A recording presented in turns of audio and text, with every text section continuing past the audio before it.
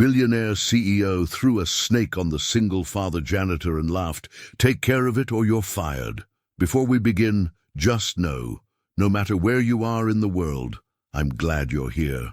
The morning sun hadn't yet burned away the October chill when Elias Chen pushed through the employee entrance of Ashford Luxury Motors flagship dealership in Newport Beach, California. It was 5:47 a.m., 13 minutes early, as always.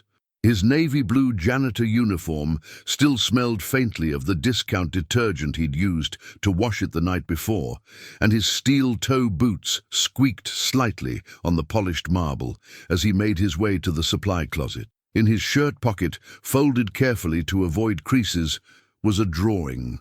Lily had made it last night before bed, a crayon masterpiece of the two of them holding hands under a smiling sun. She'd written in her careful 7-year-old script, "Daddy is my superhero." He touched it through the fabric, a ritual that had become as necessary as breathing. "You're here early, good. Maybe you'll actually finish your work on time today." Elias didn't need to turn around. He knew that voice, sharp as a blade, cold as January rain. Ravenna Sinclair Ashford stood 15 feet away, her signature royal blue Armani blazer pristine, her ice-blonde hair pulled back so tight it seemed to stretch her already severe features. At 27, she was the youngest self-made near-billionaire in California, owner of 15 Mercedes dealerships that dominated the luxury car market from San Diego to Santa Barbara. She was also the cruelest person Elias had ever encountered. "Yes, ma'am," he said quietly, pulling out his cart of cleaning supplies. "I'll have the showroom ready before the sales team arrives at 8. "You'd better." She walked closer, her 5-inch Louboutin heels clicking against the floor like a countdown. Her cold blue eyes scanned him from head to toe, lingering on his worn boots with visible disgust. "Those shoes are pathetic. You're standing in my showroom looking like you crawled out of a dumpster." Elias felt his jaw tighten, but he kept his voice steady. "I apologize, Ms. Ashford. I'll replace them when I can." "When you can." She laughed, a sound without warmth. "How does it feel knowing I spend more on my dry cleaning each month than you make in a year?" "Actually, don't answer. I don't care." She turned on her heel and walked toward her private office, calling over her shoulder, "The executive conference room needs to be spotless by 7. We have potential investors arriving, and I won't have them thinking I employ incompetent help. Oh, and Elias." She paused, finally using his name, though it sounded like an insult the way she said it. "That photo you keep in your pocket, the one of your daughter. She deserves better than a father who cleans toilets for a living." The words hit harder than any physical blow could have. Elias stood frozen, his hand unconsciously moving to his pocket where Lily's drawing rested. He wanted to tell Ravenna that he was doing his best, that he worked 12-hour days to keep a roof over his daughter's head, that being a father meant sacrifice, and he'd sacrifice everything for Lily. But he said nothing. He couldn't afford to. Instead, he pushed his cart toward the conference room, each step a reminder of why he was here. Lily needed him. After her mother Sarah died 4 years ago in a car accident on the Pacific Coast Highway, Lily was all Elias had left. No parents, no siblings, no safety net, just a 7-year-old girl who still believed her daddy could do anything. The conference room was already immaculate.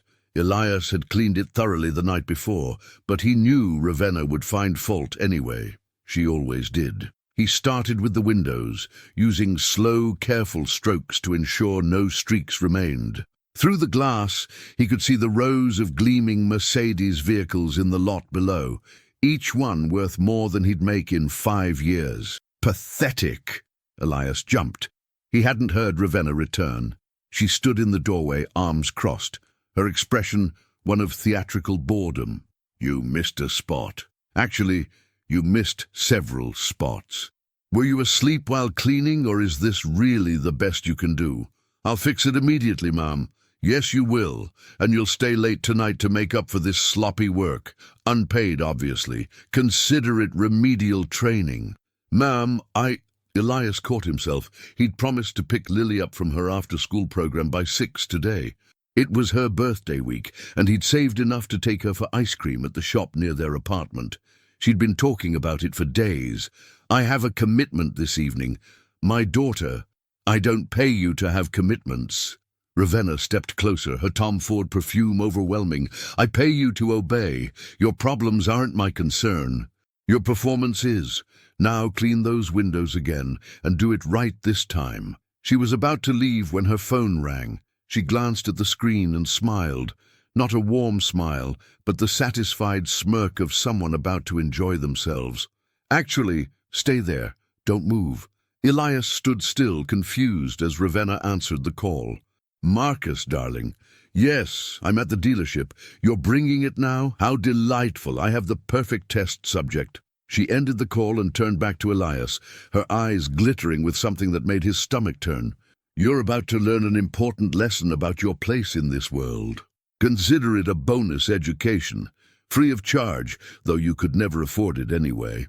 Miss Ashford, I need to finish cleaning. You need to stand there and wait. When I give you an order, you follow it. Or do you want to explain to your daughter why Daddy doesn't have a job anymore?"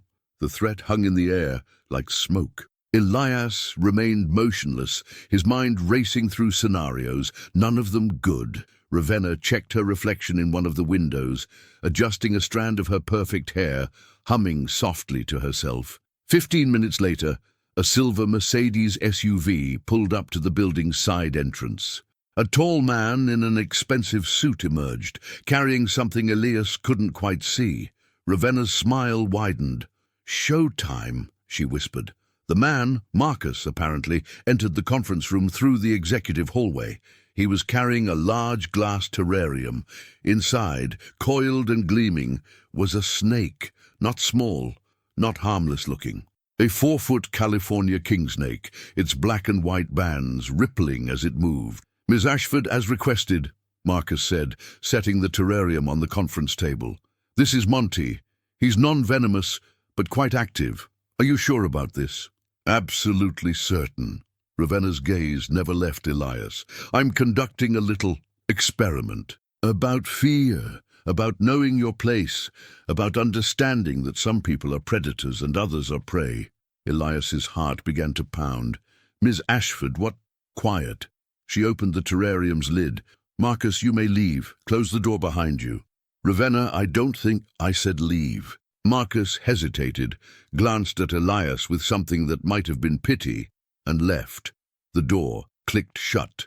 Ravenna reached into the terrarium with surprising confidence and pulled out the snake.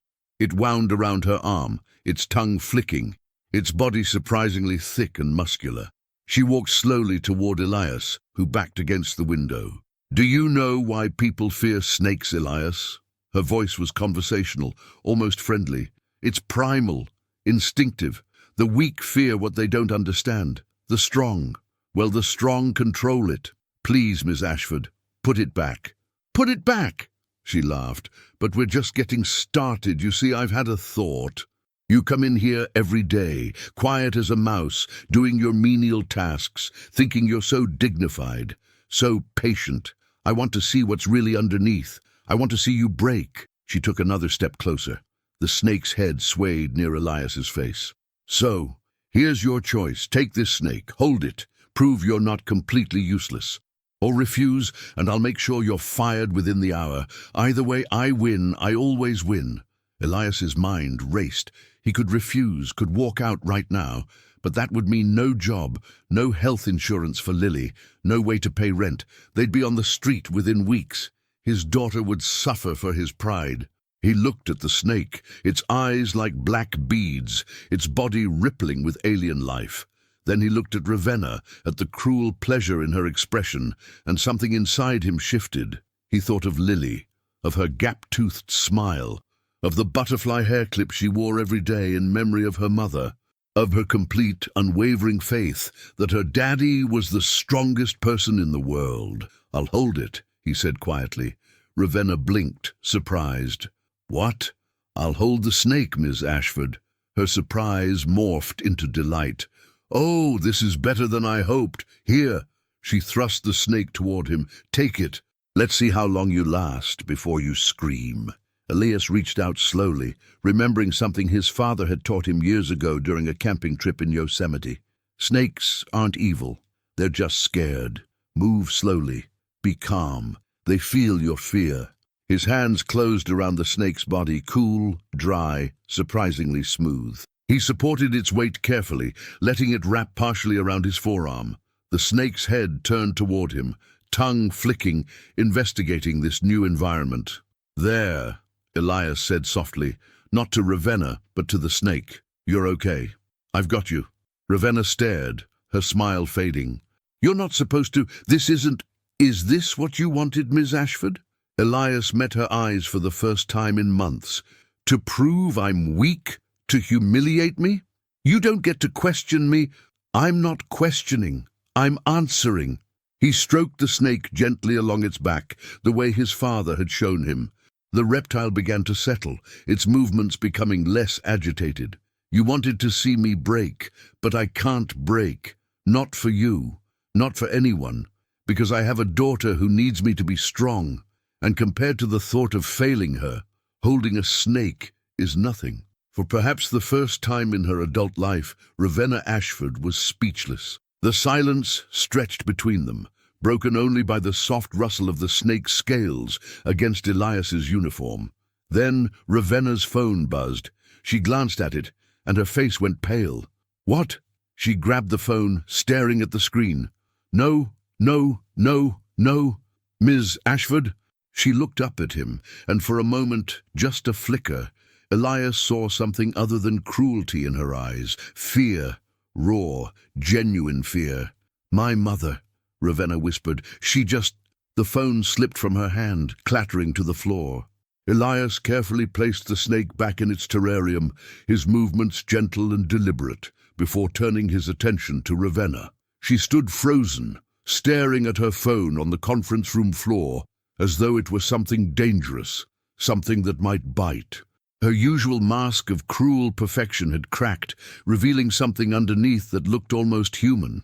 "Ms. Ashford." Elias kept his voice soft, uncertain. "Is everything all right?" She didn't answer.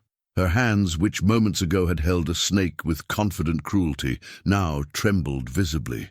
Her breathing had become shallow, quick. Elias recognized the signs. He'd seen them in the mirror often enough during those first terrible months after Sarah died. Panic attack.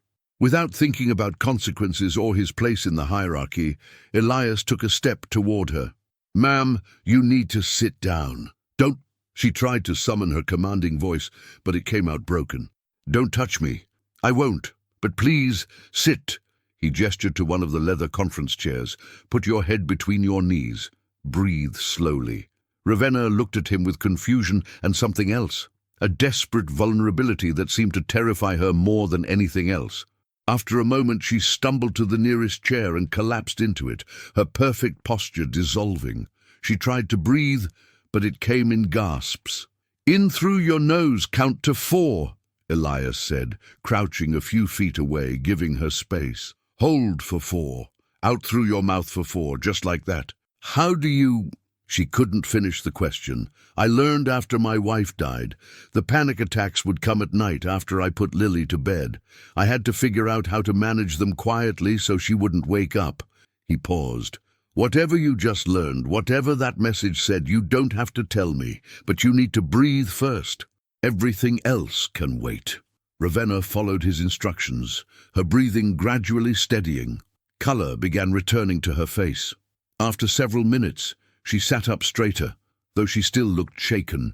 She picked up her phone with trembling fingers and read the message again, her lips pressed into a thin line. "My mother," she finally said, her voice barely above a whisper. "She's had a stroke. She's in intensive care at Hoag Hospital. They don't know if she'll make it through the night." "I'm so sorry," Elias said, and he meant it. No matter how cruel Ravenna had been to him, this was different. This was about loss, about mortality, about the fragile threads that connected people to the ones they loved. He understood that pain intimately. Ravenna looked at him as if seeing him for the first time. "Why are you being kind to me? After everything I just did, after everything I've done to you for the past 11 years. Because you're hurting, and because... Elias hesitated, then continued, because I remember what it feels like to get that call. The one that changes everything. Nobody should face that alone. Tears welled in Ravenna's eyes. Actual tears, something Elias had never seen from her. She wiped them away angrily, as though their mere existence was a betrayal. I need to go to the hospital, she said, standing abruptly. But her legs wobbled, and she grabbed the table for support. You're in no condition to drive. Let me call someone. There is no one. The admission seemed to cost her something. I have employees, associates, people who want things from me, but no one to call. Not really. Before Elias could respond, his own phone buzzed. He pulled it from his pocket, an ancient flip phone, 5 years old, the kind that only made calls and texts. The caller ID showed the after-school program. His stomach dropped. I need to take this, he said apologetically, stepping toward the corner. Hello? Mr. Chen? This is Patricia from Sunshine After School. I'm calling about Lily. Elias's heart began to race. Is she okay? Is she hurt? No, she's fine physically. But, well, she's very upset. She's been crying for the past 20 minutes, and we can't calm her down. She keeps saying she saw something that scared her, but she won't tell us what. She's asking for you. I'll be right there. Please tell her Daddy's coming. He ended the call and turned back to Ravenna, who was watching him with an unreadable expression. I have to go, he said quickly. My daughter, something's upset her. I'm sorry about your mother, I truly am, but I need to... Wait. Ravenna's voice was different now, not commanding, but almost lost. Your daughter, she's 7, right? Yes, Mom. And you're raising her alone? Yes. Ravenna looked away toward the window, toward the expensive cars that meant nothing in this moment. My father left when I was 8. My mother raised me alone, built the first dealership from nothing while I watched. She taught me that weakness is death in business, that kindness is currency you can't afford to spend. Her voice hardened. She made me into this. Elias waited, sensing there was more, but she also loved me, in her way.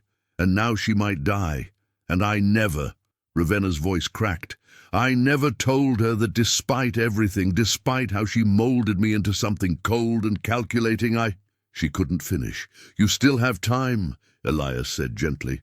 The hospital is 20 minutes away. Go to her. Tell her while you can. I can't drive like this. Then I'll drive you. But first, I need to get my daughter. Ravenna stared at him. You would do that? After what I did? After what I was going to do? Yes. Why? Elias thought about Lily, about her drawing in his pocket, about the life lessons he tried to teach her every day through his actions rather than words. Because that's what you do for people who are hurting, even if they hurt you first, even if they don't deserve it. You show up anyway. Something shifted in Ravenna's expression. Not quite warmth, but perhaps the first crack in a glacier. Take my car, the black S-Class in my reserved spot. Keys are in my office. Ms. Ashford, I can't. Yes, you can. Consider it an order. Pick up your daughter, then come back. We'll go to the hospital together. She took a shaky breath. I don't want to face this alone. Elias nodded and hurried to Ravenna's office, finding the keys on her desk. The office itself was sterile, expensive, empty of personal touches except for one thing he hadn't expected, a framed photograph on the credenza. A young Ravenna, perhaps 10 years old, standing beside a severe-looking woman in a power suit. Neither was smiling, but they were holding hands. He grabbed the keys and ran.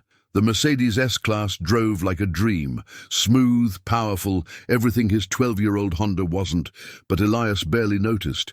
His mind was on Lily, on whatever had frightened her so badly. The after-school program was 15 minutes away in normal traffic. He made it in 9. Patricia, the program director, met him at the door. She was a kind woman in her 50s, who'd always been understanding about his financial situation, never charging late fees when his paycheck was delayed. She's in the quiet room, Patricia said, leading him down the hall. Mr. Chen, I need to tell you something. About an hour ago, during craft time, Lily was video chatting with you. At least that's what she told us. But then she saw something on the screen that terrified her. She dropped the tablet and won't tell us what she saw. She just kept saying, "Daddy was so brave," and crying. Elias's blood ran cold. The tablet. He'd gotten Lily a refurbished tablet last Christmas, one of the few extravagances he'd allowed himself. She sometimes called him during the day through a messaging app when she missed him. The video chat had been active, which meant Lily had seen. Oh, God. She'd seen the snake. She'd seen Ravenna threatening him. He found Lily curled in a beanbag chair in the quiet room, her butterfly hair clip slightly askew, her face blotchy from crying. The moment she saw him, she launched herself into his arms. "Daddy, Daddy, I was so scared. The lady threw a snake at you and you could have died and I couldn't do anything and—" "Shh, baby, shh. I'm okay, see? I'm fine." He held her tight, stroking her hair, his own heart breaking. She'd witnessed the whole thing. She'd seen him humiliated, threatened, scared. The one thing he'd always tried to protect her from, the cruelty of the world, the way some people treated others as less than human, she'd witnessed firsthand. "You were so brave, Daddy," Lily whispered against his chest. "The snake was so big and scary, but you weren't afraid. You held it like it was a puppy. And you were nice to it, even though the mean lady wanted you to be scared." "Lily, Why is she so mean to you?" His daughter pulled back, her brown eyes, so much like her mother's, searching his face. "Don't you work hard? Don't you make things clean and pretty? Why does she say bad things? How do you explain cruelty to a 7-year-old? How do you tell your child that the world sometimes rewards the wrong people, that kindness isn't always returned, that her father cleans floors for someone who sees him as less than human? Some people are hurting inside," Elias said carefully, "and they don't know how to deal with it except by hurting others. It doesn't make it right. It doesn't mean they should do it. But understanding why someone is cruel doesn't mean you have to accept it. Is the mean lady hurting inside?" Elias thought about Ravenna's face when she'd gotten that call, about the photo in her office, about the confession she'd made about her mother. "Yes, I think she is." "Then we should help her," Lily said with the simple certainty of childhood. "Like you helped Mrs. Henderson when she fell on the stairs. Like you helped Tommy's mom when her car broke down. That's what heroes do, right? They help people even when it's hard. Lily, it's not that simple." "Yes, it is, Daddy. You taught me that. You said being strong isn't about muscles or money. It's about doing the right thing even when it's scary, even when people are mean. You were brave with the snake. Now you can be brave by helping the mean lady." Elias looked at his daughter, at her gap-toothed smile returning, at her complete faith in the lessons he'd tried to teach her, and felt something shift inside his chest. She was right. He'd been enduring Ravenna's cruelty for years, accepting it as the price of survival. But maybe there was another way. Maybe strength wasn't just about endurance. Maybe it was also about choosing compassion, even when it wasn't earned. "You're right, baby. You're absolutely right." He kissed her forehead. "I need to do something now. Something important. It means we can't get ice cream tonight." "That's okay, Daddy. Heroes don't always get ice cream right away. They get it after they save people." He laughed, despite everything, despite the impossibility of what he was about to do. "Want to go for a ride in a very fancy car?" Lily's eyes widened. "Really? Really? But first, you need to promise me something. What happened today, what you saw, that scared you, and I'm sorry you had to see it. But I'm okay. I'm always going to be okay because I have you. Understand?" "I understand, Daddy. You're the strongest person in the whole world." 20 minutes later, Elias pulled the S-Class back into the dealership parking lot, with Lily buckled safely in the back seat. She'd been quiet during the drive, looking at the leather interior, the fancy controls, occasionally asking questions about what different buttons did. Ravenna was waiting in the lobby, pacing like a caged animal. She'd reapplied her makeup, fixed her hair, rebuilt some of her armor.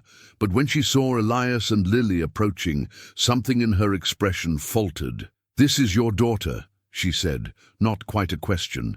Yes, ma'am. This is Lily. Lily, who'd been hiding partly behind her father's leg, stepped forward. She looked up at Ravenna with those serious brown eyes, taking in the royal blue blazer, the expensive shoes, the cold beauty that seemed carved from ice. "Are you the mean lady?" Lily asked. Ravenna flinched as if she'd been slapped. Lily, Elias said gently. "It's okay." Ravenna crouched down, putting herself at Lily's eye level, something Elias had never seen her do for anyone. "Yes, I'm the mean lady.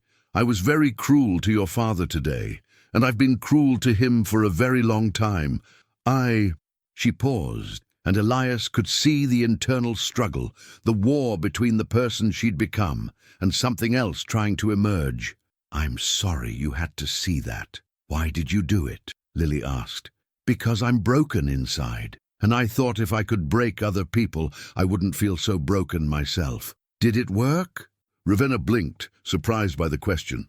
No, it never worked. Lily reached into her small backpack and pulled out a piece of paper, one of her drawings. This one showed 3 stick figures: a tall man, a small girl with carefully drawn butterfly clip, and a third figure that was currently just an outline. She held it out to Ravenna. "This is me and Daddy, and this is you. I didn't finish drawing you yet because I don't know what you really look like inside. My daddy says people who are mean are usually just hurt. Are you hurt?" Ravenna stared at the drawing, her hands trembling again. "Yes. Then maybe when you stop hurting, you'll stop being mean. And then I can finish drawing you." Lily smiled. "Maybe you'll have a smile. My daddy says smiles look good on everyone." A single tear rolled down Ravenna's cheek. She wiped it away quickly, but not before Lily saw it. "You're crying. Are you sad about your mommy being sick?" Ravenna looked at Elias, shocked. "How did she—" "I told her in the car that you needed help getting to the hospital, that your mother is very ill." "My mommy died," Lily said matter-of-factly. 4 years ago. I was 3. I don't remember her much, but Daddy tells me stories about her every night. He says she was brave and kind, and she loved me very much. Is your mommy brave and kind?" She was. Ravenna struggled with the words. "She's complicated, like me. Maybe that's why She stopped herself. "We should go now," Elias said gently. "The hospital isn't far, but we shouldn't waste time." Ravenna nodded, standing. She looked at the drawing Lily had given her, then carefully folded it and placed it in her blazer pocket, right over her heart. As they walked toward the car, Lily reached up and took both her father's hand and, to everyone's surprise, Ravenna's hand. The CEO froze, staring down at the small fingers wrapped around her own perfectly manicured hand. "It's okay to be scared," Lily said. "My daddy says brave isn't about not being afraid. It's about doing things even when you're afraid. You're going to see your mommy even though you're scared. That makes you brave, like Daddy with the snake." Ravenna looked at Elias over Lily's head, and for the first time he saw her smile. It was small, fragile, uncertain, nothing like her usual cruel smirk, but it was real. "You've raised an extraordinary child," she whispered. "Thank you," Elias replied. "She gets it from her mother." They drove to Hoag Hospital in silence, Lily dozing in the back seat, exhausted from her emotional afternoon. Elias kept his eyes on the road, hyper-aware of Ravenna, sitting rigidly in the passenger seat, staring out the window. "I don't know what I'm going to say to her," Ravenna finally spoke as they pulled into the hospital parking structure. "We haven't had a real conversation in 3 years. Every interaction is about business, about the dealerships, about profit margins and market share. I don't even know if she wants to see me. She's your mother. She'll want to see you. You don't know her. She's harder than I am, colder. She taught me that love is weakness, that emotion is a liability in business. I became what she wanted me to be, and now—" her voice broke. "Now I don't know who I am without the armor." Elias parked the car and turned to face her. "Then maybe it's time to find out. Maybe it's time to stop being what someone else wanted you to be and start being who you actually are." "And who am I?" "I don't know. But I don't think you're just the mean lady. I think there's someone else underneath, someone who's been buried so long she forgot how to breathe. Ravenna looked at him, really looked at him, and something passed between them. Understanding, perhaps, or recognition. Two people who'd both lost parts of themselves, who'd both been shaped by grief and necessity, standing at the edge of transformation. "Come with me," she said. "Please. I don't want to do this alone." "Of course. Lily and I will wait in the lobby." "No." Ravenna glanced at the sleeping child in the back seat. "Bring her. I want." She hesitated. "I want my mother to see her, to see what matters, to see what I've been missing while I was busy building an empire of cruelty." They walked through the hospital's automatic doors together, the CEO, the janitor, and the 7-year-old who somehow held them both together. The ICU was on the 4th floor. The elevator ride felt eternal. Ravenna's mother, Victoria Sinclair, was in room 447. Through the glass partition, Elias could see her, a woman in her 60s, still beautiful despite the circumstances, unconscious amid a forest of machines and monitors. She looked smaller than he'd expected, fragile, nothing like the titan Ravenna had described. A doctor approached them, noting Ravenna's expensive clothes, making assumptions. "Miss Ashford, I'm Dr. Martinez. Your mother suffered a severe ischemic stroke at approximately 10 this morning. We've stabilized her, but the next 48 hours are critical. She's unconscious, but may be able to hear you. I encourage you to talk to her." "Will she?" Ravenna couldn't finish the question. "We don't know yet. I'm sorry I can't give you more certainty, but she's fighting. She's strong." After the doctor left, Ravenna stood frozen outside the room, unable to take the final step. Lily, awake now, squeezed her hand. "You can do it. My daddy believes in you. And I believe in you too." Ravenna looked down at the child, this small person who had every reason to hate her, and instead offered nothing but pure, uncomplicated faith. "Why? Why do you believe in me?" "Because you came. You're scared and sad, but you came anyway. That's what heroes do." And with a 7-year-old's hand in hers, Ravenna Ashford walked into her mother's hospital room to face the truth she'd been running from her entire life. But what neither she nor Elias knew was that this moment, this choice to show up, to be vulnerable, to reach for connection instead of control, would set in motion a series of events that would not only save Victoria's life, but would also reveal a secret about Ravenna's past. A secret that would explain everything about why she'd become so cruel, and why, perhaps, she'd targeted Elias specifically. The truth was waiting in Victoria's hospital room, written in medical charts and old memories, and once it emerged, nothing would ever be the same. The hospital room smelled of antiseptic and the faint mechanical hum of life support equipment. Victoria Sinclair lay motionless in the bed, her silver hair spread across the pillow, her face peaceful despite the severity of her condition. Monitors beeped steadily, tracking heartbeat and oxygen levels, each sound a reminder that she was still here, still fighting. Ravenna approached the bed slowly, her usual confident stride reduced to hesitant steps. Elias stood by the door with Lily, giving them space but staying close enough to provide support if needed. He watched as Ravenna reached for her mother's hand, then pulled back, then reached again, this internal battle visible in every movement. "Mom," Ravenna whispered finally, her fingers closing around Victoria's still hand. "It's me. It's Ravenna." Nothing, just the steady beep of monitors. "I don't know if you can hear me. The doctor said you might. So I'm going to talk, and you're going to listen, and for once you can't interrupt or correct me or tell me I'm being too emotional." Ravenna's voice cracked. "You always hated when I showed emotion. Said it made me weak, made me vulnerable. Remember when I was 12, and I cried because Jennifer Morrison told the whole school my clothes were from discount stores. You made me go back the next day with my head held high. You said, 'Let them talk. Prove them wrong with success, not tears.'" Elias felt Lily shift beside him. She was watching intently, her small face serious. "I did what you taught me, Mom. I became hard, unbreakable. I built walls so high that nothing could hurt me. I took over your company and expanded it beyond anything you imagined. 15 dealerships, $890 million. I'm 27 years old, and I'm more successful than women twice my age. Ravenna paused, tears streaming freely now. But I'm also alone, completely alone. 2 failed marriages because I couldn't let anyone close. No friends, only employees. No one to call when I got the worst news of my life except a man I've tortured for 11 years. She glanced back at Elias, who gave her an encouraging nod. His name is Elias Chen. He works for me.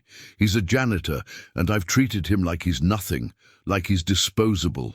I've said things to him that I can't take back, done things I'm ashamed of. Today I threw a snake at him because I wanted to see him break. Because watching other people break made me feel powerful, made me feel like I was in control. Ravenna's voice dropped to barely a whisper. But you know what he did, Mom? He didn't break. He held that snake gently. He was kind to it. And then, when I got the call about you, when I had my panic attack and fell apart, he was kind to me too, even after everything. Victoria's monitors remained steady. No change. He has a daughter, 7 years old. Her name is Lily. She's here with us. And Mom, she's extraordinary. Her mother died when she was 3, and her father raised her alone on a janitor's salary, and somehow she's the kindest, bravest little person I've ever met. She saw me at my worst today, and still offered me her hand. Still believed I could be better. Ravenna wiped her eyes with her free hand, smearing her perfect makeup. I want you to meet her. I want you to see what I've been missing, what we've both been missing while we were so busy being strong and untouchable and successful. She turned toward the door. Lily, would you come here, sweetheart? Lily looked up at her father for permission. Elias nodded, and she walked slowly toward the bed, her small sneakers squeaking on the hospital floor. She stopped beside Ravenna, looking at the woman connected to all the machines. Is she sleeping? Lily asked. Sort of. Her brain is resting so it can heal. Oh, like when I was sick last year, and Daddy said my body needed extra sleep to fight the germs. Lily reached out and gently touched Victoria's hand. Hello, Mrs. Victoria. My name is Lily Chen. I'm 7 years old. Your daughter is scared right now, but I told her it's okay to be scared. Being brave means doing things even when you're afraid. Ravenna made a sound, half laugh, half sob. My daddy says you taught your daughter to be strong. That's good. Strong is important. But my daddy also says kind is important too. Maybe when you wake up, you can teach her that part? Because I think she wants to learn. I think she's tired of just being strong all the time. Lily pulled out another drawing from her backpack. She seemed to have an endless supply, and placed it on Victoria's bedside table. This one showed a hospital room with hearts floating around it. I made this for you. It's magic. All my drawings are magic. They make people feel better.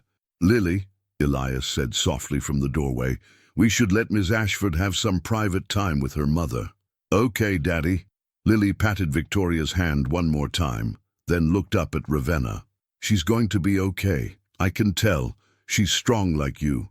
After Lily and Elias stepped into the hallway, Ravenna sat in the chair beside her mother's bed, still holding her hand.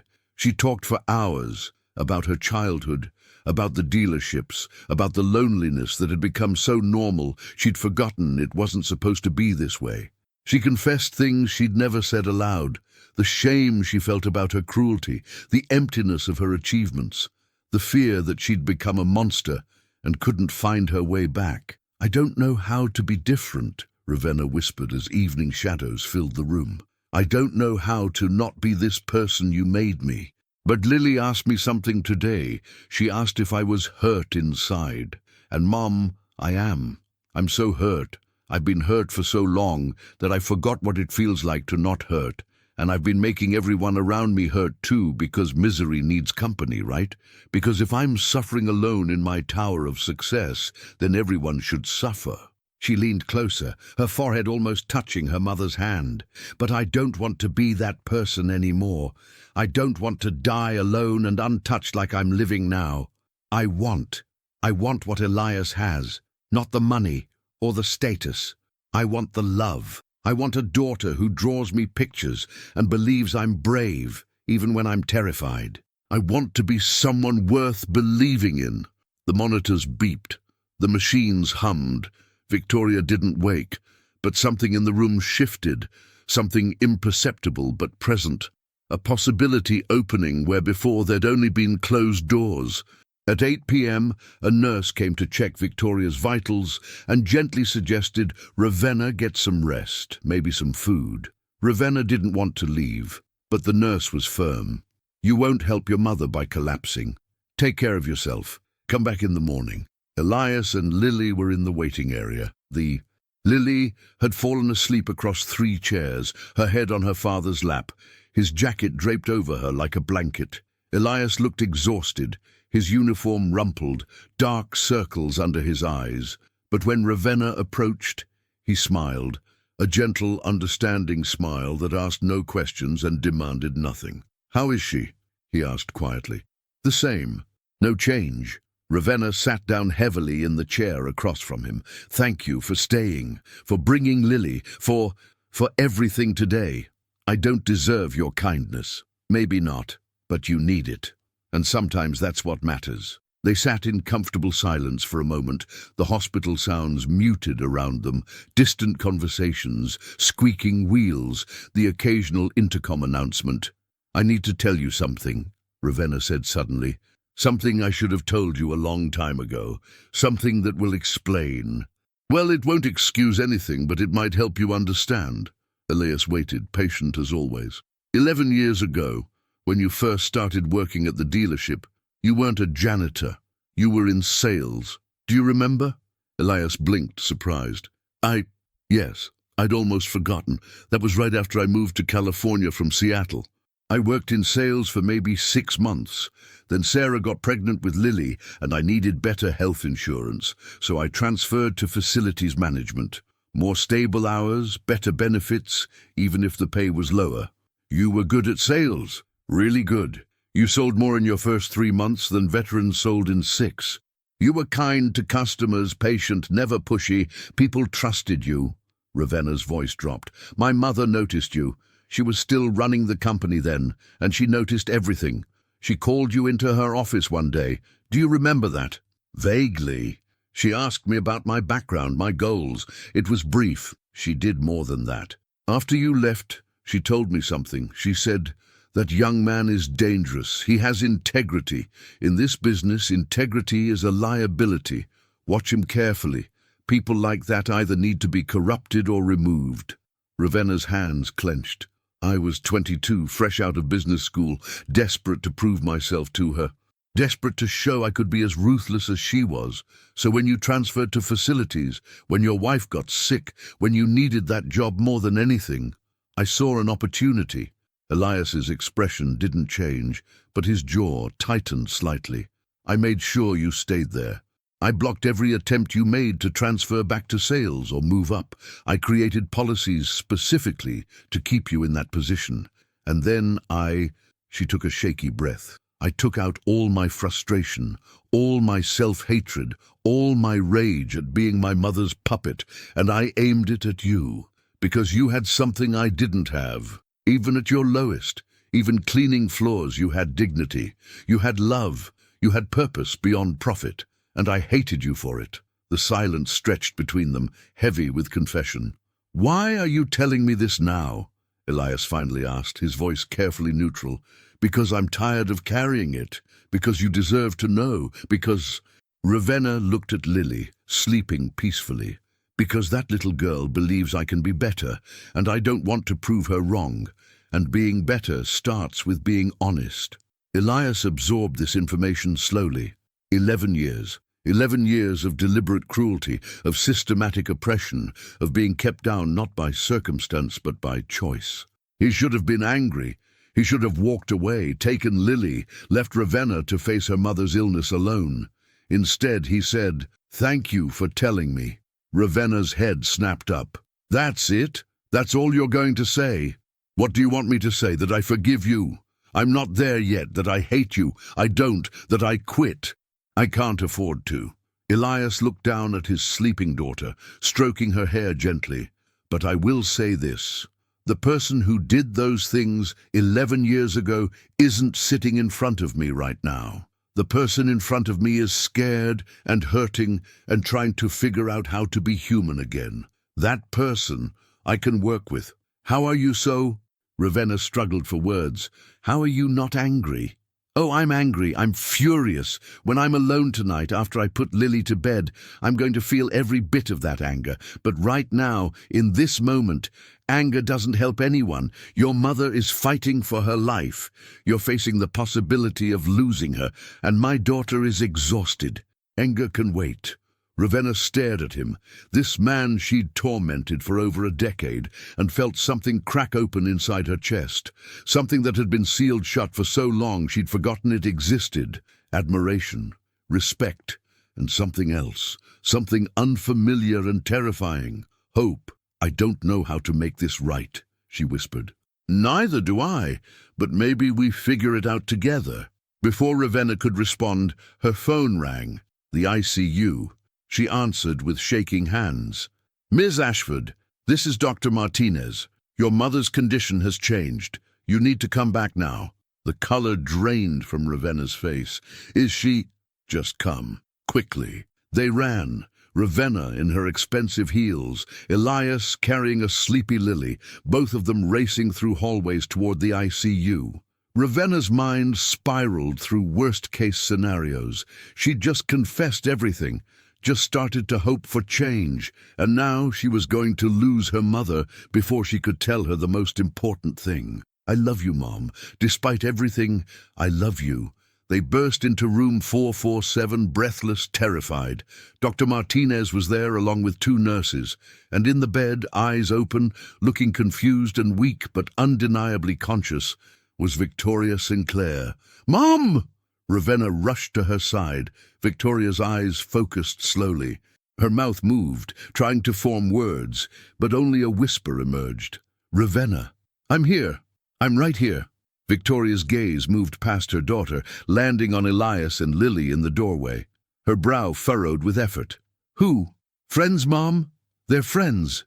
Victoria's eyes widened slightly, surprise, perhaps, at the word friends coming from her daughter's mouth. Her hand, trembling with effort, reached for Ravenna's face. She touched her daughter's cheek, feeling the tear tracks there, the smeared makeup, the evidence of emotional breakdown. You've been crying, Victoria whispered, her voice damaged but present. Yes, my Ravenna doesn't cry. Maybe she does now. Maybe she's learning how. A flicker of something crossed Victoria's face. Pain, regret, recognition. Her eyes filled with tears. I made you. Too hard. Too much. Like me. Mom, don't. Failed you. The words came with effort, each one a struggle. Taught you wrong things, made you lonely. You taught me to survive. Surviving isn't living. Victoria's hand squeezed Ravenna's with surprising strength. Want you to live. Want you to have what I never did. What's that? Love. Real love. Not business. Not power. Victoria's eyes drifted to Lily, who'd moved closer, curious and unafraid. Children, family, purpose, beyond profit. Dr. Martinez stepped forward. Ms. Ashford, your mother needs rest. This is excellent progress. She's beaten some very difficult odds, but we need to be careful not to overtax her. Ravenna nodded, reluctant to let go of her mother's hand. But Victoria held on, using her last reserve of strength to pull her daughter close enough to whisper directly in her ear. The man, the child, don't let them. Go. They're your second chance. Don't waste it, like I wasted mine. Then Victoria's eyes closed, not in death but in exhausted sleep. The monitors remained steady. The danger had passed, at least for now. Ravenna stood there, stunned, her mother's words echoing. Second chance. Don't waste it. She turned to find Elias watching her with those steady brown eyes, Lily half asleep against his shoulder. They'd stayed. Through everything, they'd stayed. She's going to make it, Dr. Martinez said with cautious optimism. The fact that she woke, that she spoke, these are very positive signs. We'll keep her in ICU for observation. but I'm guardedly optimistic about her recovery. She'll need extensive rehabilitation, possibly months of physical and speech therapy. But she's a fighter. Yes, Ravenna said softly. She is. After more consultations with doctors and nurses, after making sure Victoria was stable and comfortable, Ravenna finally allowed herself to be led back to the waiting area. It was nearly midnight. Lily was deeply asleep now, completely limp in her father's arms. "You should take her home," Ravenna said. "She has school tomorrow. You both need rest." "What about you?" "I'll stay. I want to be here if she wakes again." Elias hesitated. "Ms. Ashford." "Ravenna, please. After today, I think we're past formalities." "Ravenna, then. You also need rest. You're running on adrenaline and fear. That won't last." "I'll be fine." That's what I always tell myself, right before I collapse from exhaustion. He gave her a small smile. "At least let me bring you some food. There's a diner down the street that's open all night. Lily and I can grab something, bring you back a sandwich and coffee." Ravenna wanted to refuse, wanted to maintain some shred of her independence, her self-sufficiency, but she was hungry, and the thought of eating alone in the hospital cafeteria, surrounded by strangers, felt unbearably lonely. "That would be kind. Thank you. Any preferences?" "Surprise me. I trust your judgment." The words hung between them. I trust your judgment. Something Ravenna had never said to anyone, certainly not to someone she'd spent years crushing under her heel. Elias left with Lily, promising to return within 30 minutes. Ravenna sat alone in the waiting area, feeling the weight of the day settle over her like a physical thing. She pulled out her phone to check messages. There were dozens, all work-related, all urgent, according to their senders. Inventory issues, staffing problems, a major client threatening to take their business elsewhere. None of it mattered. She put the phone away without responding to a single message. Instead, she pulled out the drawing Lily had given her, the one with 3 stick figures, where Ravenna's form was still just an outline.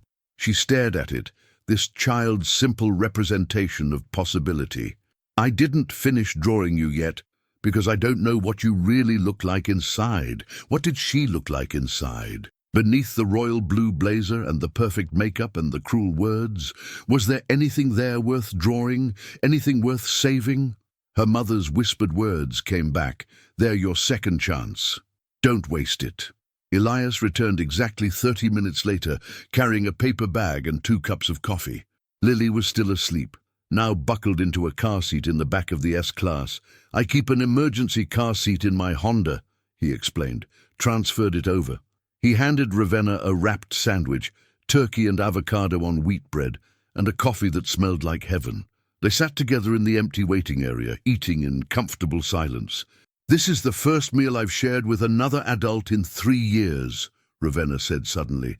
"The last time was a business dinner, where I spent 2 hours negotiating a supplier contract while barely touching my food. This is..." She struggled for words. "This is nice.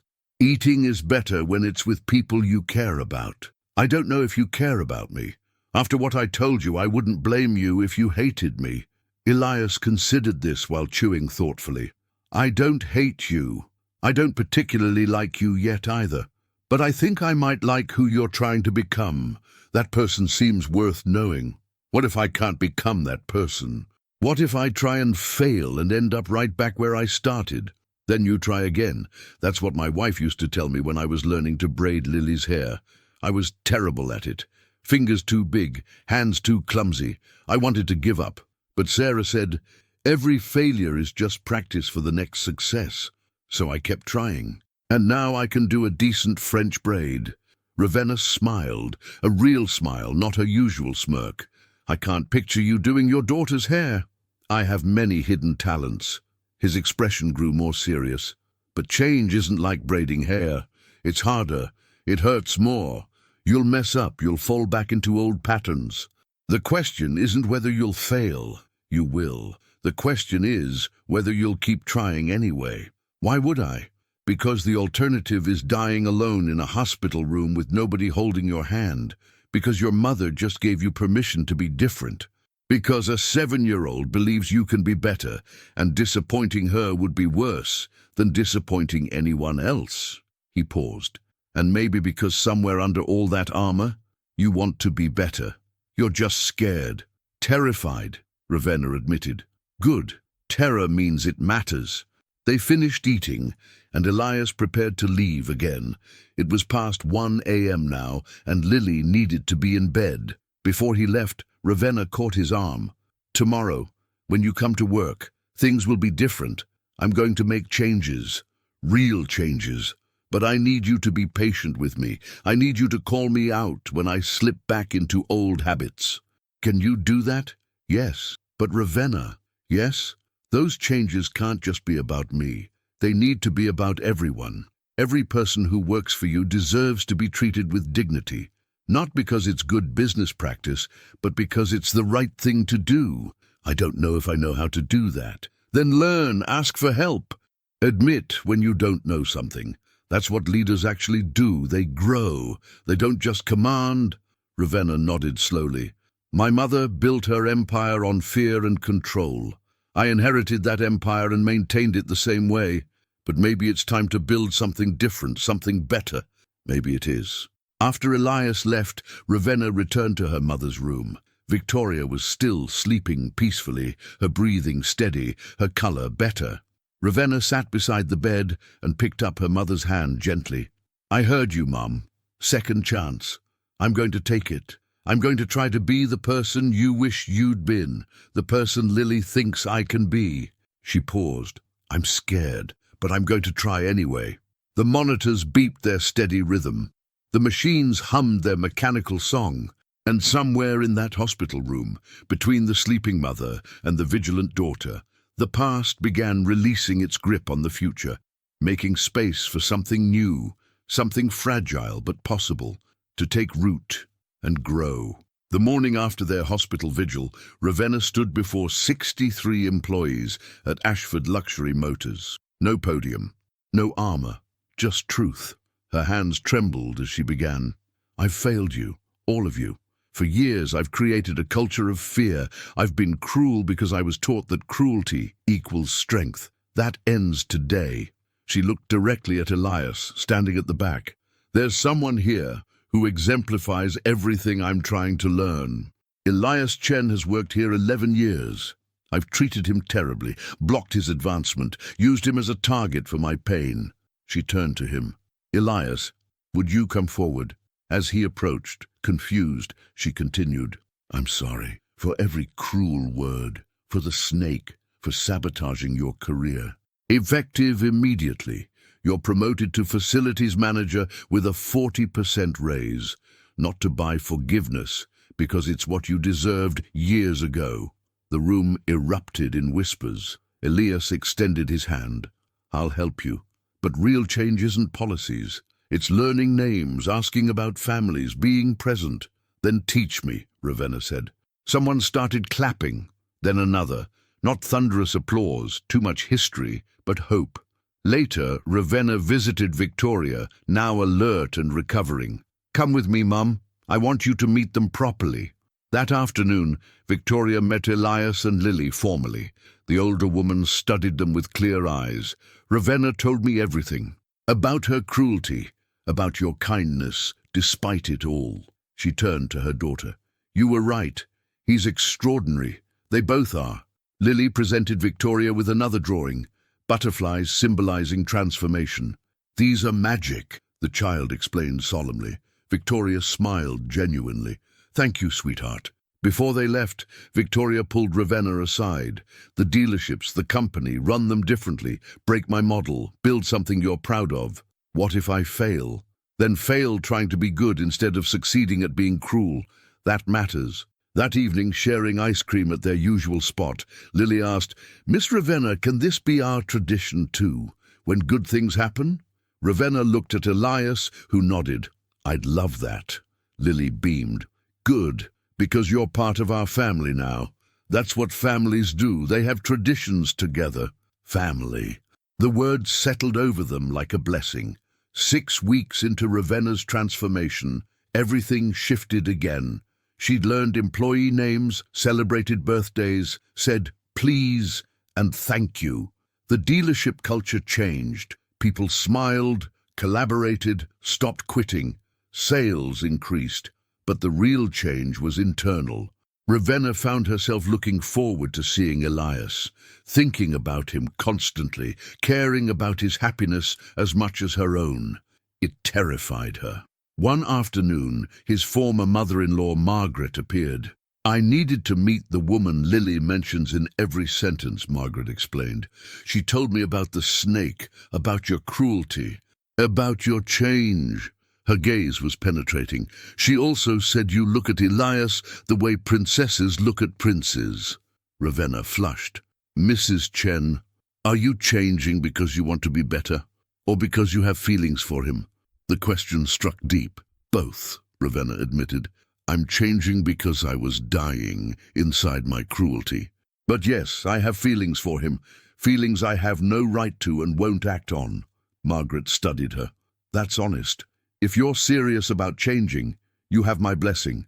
But if you hurt him or Lily again, I'll make your business life very difficult.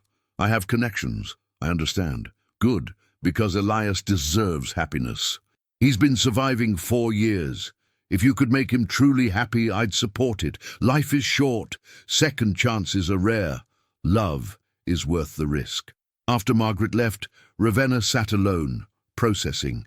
That evening at the rehabilitation facility, she finally confessed to Elias. They walked in the courtyard at sunset. "I had a visitor today." "Your mother-in-law?" His eyebrows shot up. "Margaret, what did she want?" "To protect you, to make sure I was serious." Ravenna took a breath. "Elias, I need to tell you something. I've developed feelings for you, real feelings. I'm not expecting anything. You're my employee, there's history, complications, but you deserve honesty." Hiding it felt like lying. She forced herself to meet his eyes. What she saw wasn't pity or discomfort. "Ravenna," he said softly, "can I tell you something? 3 weeks ago I hated you, but then I watched you fight to change, watched you choose kindness over cruelty. And somewhere in that, I started having feelings too, real ones. I didn't say anything because of the power dynamic, our history, but if we're being honest, yes, I have feelings for you." Ravenna's tears flowed freely. "How do we do this right? We take it slow, we're honest, we keep Lily at the center, we don't let fear stop us from trying." He reached for her hand. "Want to try? More than anything." 3 months of careful courtship transformed everything.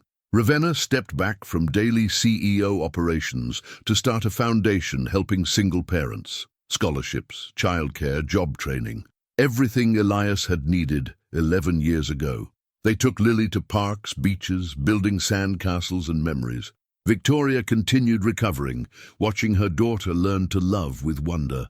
Their first kiss happened on a Tuesday evening after tucking Lily into bed, sitting on Elias's worn couch, drinking cheap wine, planning Christmas. "Can I kiss you?" he asked. "Please, yes." It was gentle, tentative, sweet, coming home to a place she'd never been, but always searched for.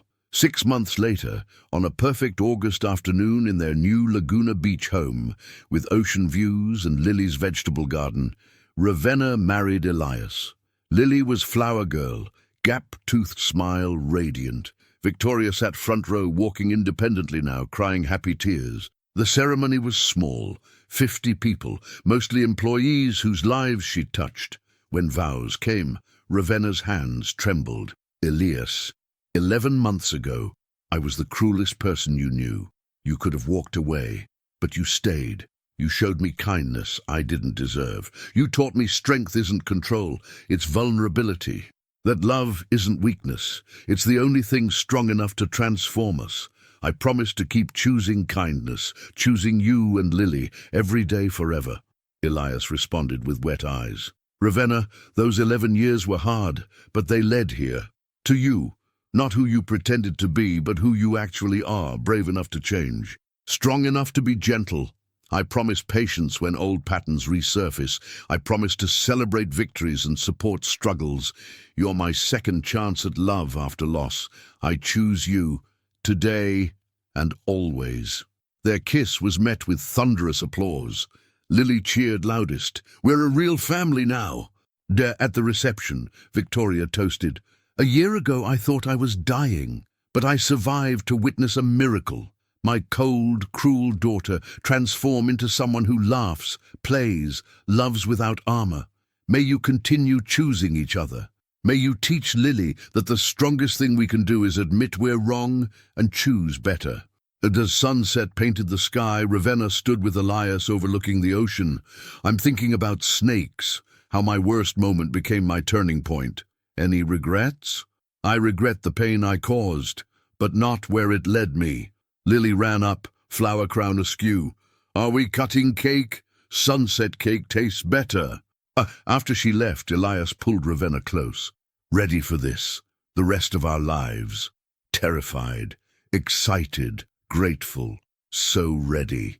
They returned to the party hand in hand. The woman who built walls had learned to build bridges. The man who survived had learned to thrive.